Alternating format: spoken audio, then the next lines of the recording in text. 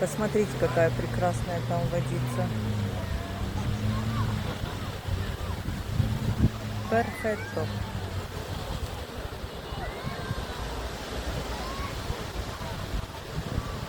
Сидим под рюкзачком, под зонтичком, под рюкзачком, хотела сказать.